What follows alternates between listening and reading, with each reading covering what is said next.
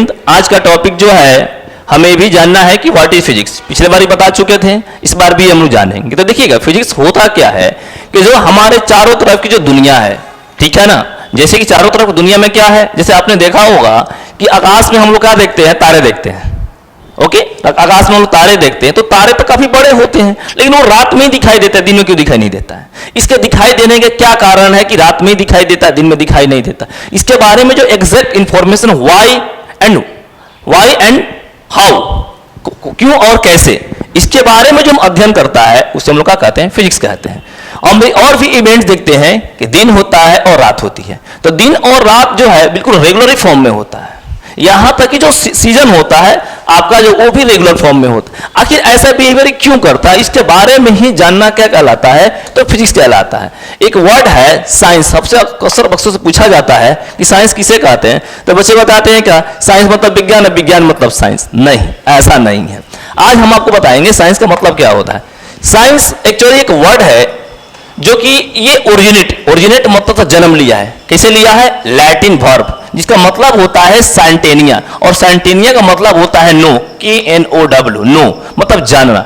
किसी चीज के बारे में जानना ही साइंस कहलाता है। जैसे हम लोग जानते हैं होम साइंस, गृह विज्ञान, पॉलिटिकल साइंस, आपका राजनीतिक विज्ञान, उसी तरह से साइंस है।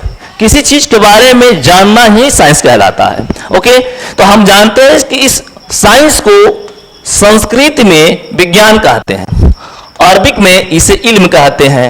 ओके, और इसी को हम मीनिंग तौर पे देखा जाए तो नॉलेज कहते हैं। यानी किसी चीज के बारे में हमें क्या करना, काफी ज्यादा बारे में जानकारी इकट्ठा कर रहे हैं, पार्टिकुलर कोई एक चीज के बारे में, तो उसको हम लोग क्या कहते हैं, विज्ञान के नाम से जानते हैं। ठीक है ना। आगे हम लोग ये भी बात करेंगे कि जो साइंस है, ठीक है ना, साइंस, तो साइंस के कितने सारे पार्ट्स बचे हुए हैं, ठीक है ना। तो साइंस में तो हम देख सकते हैं कि अगर किसी चीज के बारे में अगर हम विशेष अध्ययन करते हैं वो साइंस हो जाता है। जैसे मान के लिए पॉलिटिकल साइंस हो गया, होम साइंस हो गया, आपका जो है आपका बायोलॉजी हो गया, फिजिक्स हो गया, केमिस्ट्री हो गया, ये सब साइंस के अंतर्गत ही आती है। लेकिन अब हमारे पास ये चीज जानना है कि हम ये फिजिक्स पढ़ के, इस फिजिक्स का पढ़ के हमारा स्कोप क्या है, या आसान भाषा में कहें तो scope and excitement of physics, यानी फिजिक्स का स्कोप क्या है। देखिए हर आदमी जब पढ़ाई करता है तो उसका स्कोप होता है कि फ्यूचर में हम ये काम करेंगे, अपना स्कोप बनाता है, यानी अपना भविष्य बनाता है। ठीक उसी तरह से अगर हम समझें तो फिजिक्स का भविष्य क्या है, तो देखिएगा फिजिक्स का दो भविष्य है, ठीक है ना। एक आपका जो है मैक्रोस्कोपिक और दूसरा होता है माइक्रोस्कोपिक। फिर से बात करते हैं, मैक्रोस्कोपिक और माइक्रोस्कोपिक के दो डोमेन होते हैं, यानी कि एक फिजिक्स के दो घर हो गए।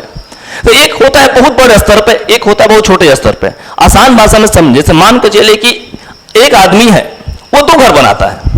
एक घर बनाता है हमारे राष्ट्रपति को रहने के लिए, बहुत बड़े बड़े घर होते हैं, और एक घर बनाता है कीड़े मकोड़े को रहने के लिए, छोटे छोटे, इतने छोटे छोटे कीड़े मकोड़े जिसको हम लोग देख नहीं सकते हैं, लेकिन दोनों बनाया कौन, फिजिक्स ने। ठीक वैसे ही फिजिक्स का दो डोमेन होता है, एक होता है मैक्रोस्कोपिक, इसमें ज्यादा का अंतर नहीं होता है, ए और आई का अंतर होता है। मैक्रो मतलब होता है कि समझिए 10 की पावर 6, अब माइक्रो का मतलब होता है 10 की पावर -6। तो दो डोमेन मिल गया, तो दोनों डोमेन को होल्डिंग रखने वाला जो फंक्शंस है वो हमारा कौन है, फिजिक्स है। अब देखिए कि हम मैक्रोस्कोपिक में क्या पढ़ते हैं।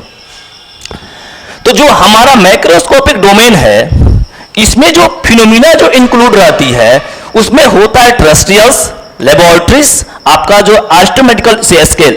अब हम यहां पर बात करें कि एस्ट्रोनॉमिकल स्केल क्या होता है। जैसे मान के चलिए कि अगर हम यहां से बैठे बैठे चांद की दूरी नापने, यानी मून का, earth to moon, earth to Jupiter, earth to inverse किसी पार्ट को दूरी नापते हैं, यानी कि काफी लॉन्ग डिस्टेंस हो गया।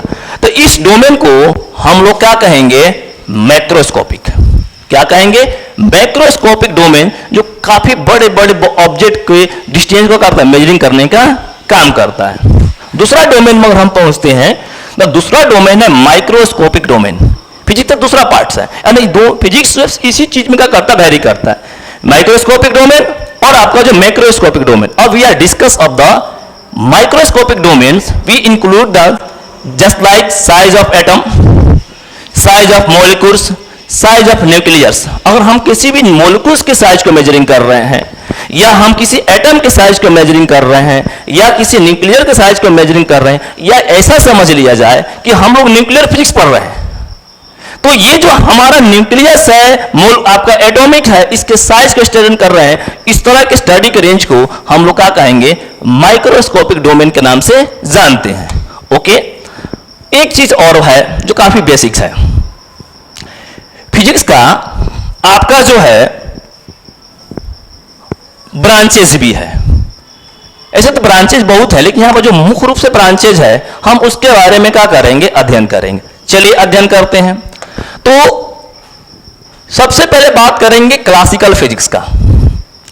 किसके बारे में, क्लासिकल फिजिक्स क्या होता है, ठीक है ना।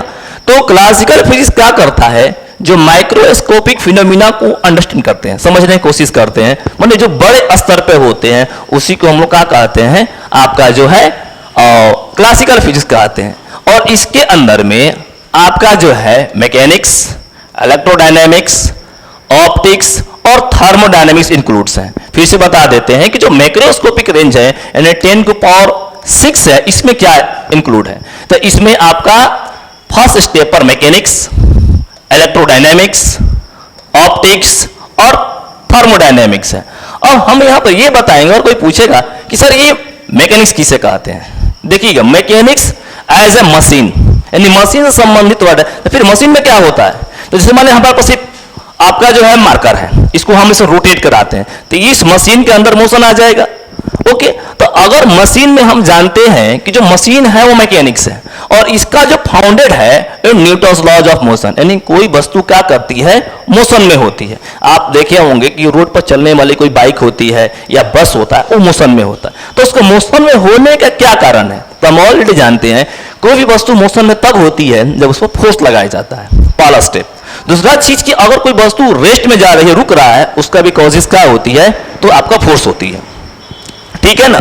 लेकिन हम यहां पर फिजिक्स के वह ब्रांच जिसमें कि हम लोग न्यूटन लॉज ऑफ मोशन के बारे में पढ़ेंगे, या लॉज ऑफ ग्रेविटेशन के बारे में पढ़ेंगे, या मोशन ऑफ पार्टिकल्स, या रिजिड या डिफॉर्मेबल्स बॉडीज, या जनरल सिस्टम ऑफ पार्टिकल्स के बारे में जो हम अध्ययन कर रहे हैं, इस सारे इंक्लूडिंग आपका जो है मैकेनिक्स का क्या होता है, पार्ट होता है। इसी को मैकेनिक्स कहा जाता है। यहां तक कि हमने देखा होगा कि बहुत सारे न्यूज में आपने देखा होगा कि रॉकेट होता है, तो रॉकेट कैसे उड़ता है, तो उसमें पता होना चाहिए पर्पुलेशंस होती है, यानी काफी ज्यादा मात्रा में रॉकेट से जेट ऑफ इंजेक्टिंग गैसेस, यानी अमाउंट ऑफ गैसेस बाहर निकलती है।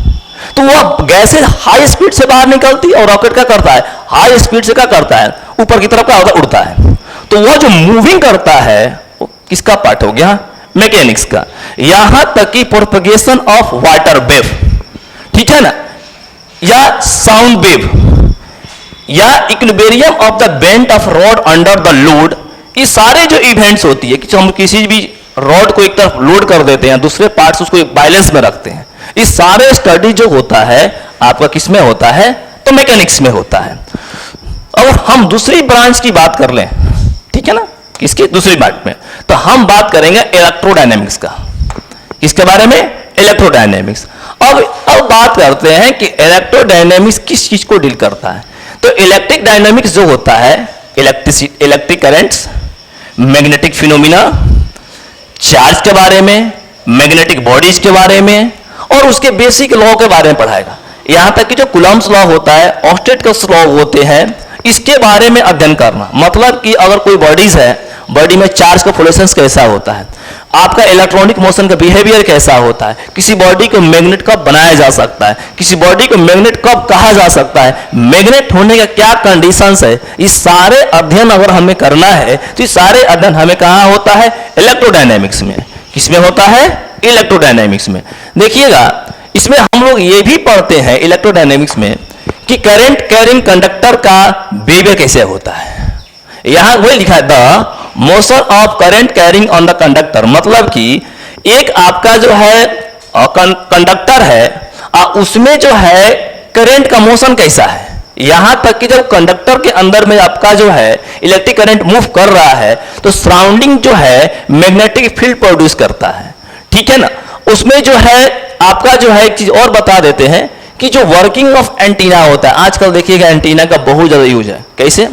आपने बाहर टावर देखा होगा, मोबाइल टावर एक तरह का एंटीना है, उसमें दो फंक्शंस होती है, ट्रांसमीटर और रिसीवर। और जो हमारे पास मोबाइल होती है उसमें भी उसके अंदर क्या होता है, एक छोटा सा एंटीना लगता है, उसका भी क्या काम होता है, ट्रांसमिट करना और रिसीव करना।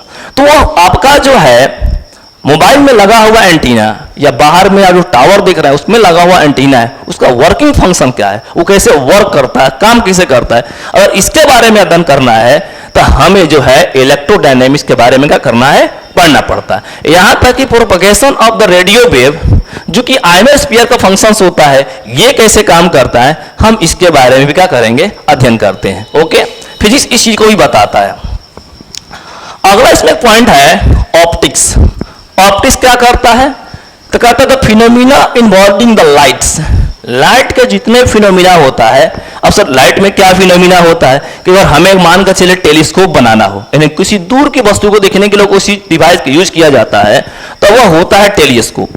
तो टेलीस्कोप कैसे वर्क करेगा, माइक्रोस्कोप कैसे वर्क करेगा, कलर को एग्जिस्ट कैसे कराएंगे, थीन फिल्म कैसे काम करेगा, इस सारे टॉपिक्स जो है हमारे क्या है, आपका जो है ऑप्टिक्स में आते हैं। ओके।